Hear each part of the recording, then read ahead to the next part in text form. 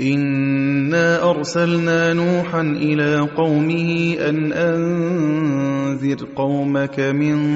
قبل أن يأتيهم عذاب أليم قال يا قوم إني لكم نذير مبين أن اعبدوا الله واتقوه وأطيعون يغفر لكم من ذنوبكم ويؤخركم إلى أجل مسمى إن أجل الله إذا جاء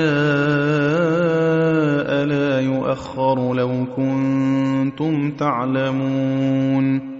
قال رب إني دعوت قومي ليلا ونهارا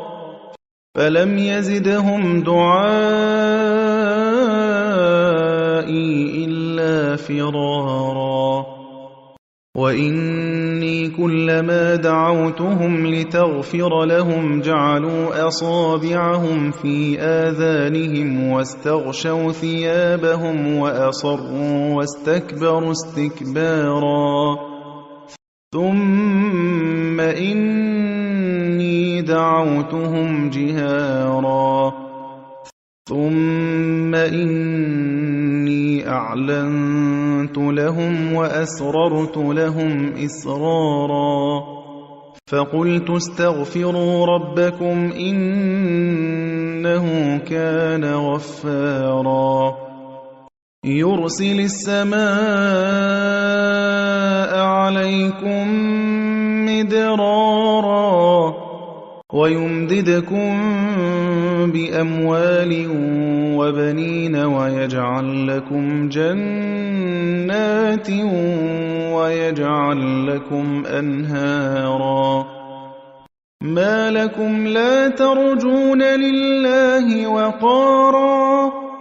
وقد خلقكم أطوارا ألم تروا كيف خلق الله 7 سماوات طباقا وجعل القمر فيهن نورا وجعل الشمس سراجا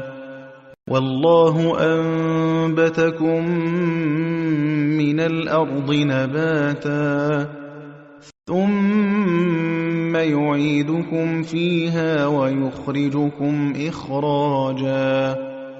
والله جعل لكم الأرض بساطا لتسلكوا منها سبلا فجاجا قال نوح رب إنهم عصوني واتبعوا من لم يزده ماله وولده إلا خسارا ومكروا مكرا كبارا وقالوا لا تذرن آلهتكم ولا تذرن ودا ولا سواعا ولا يغوث ويعوق ونسرا وقد أضلوا كثيرا ولا تزد الظالمين إلا ضلالا مما خطيئاتهم أغرقوا فأدخلوا نارا فلم يجدوا لهم من دون الله أنصارا وقال نوح رب لا تذر على الأرض من الكافرين ديارا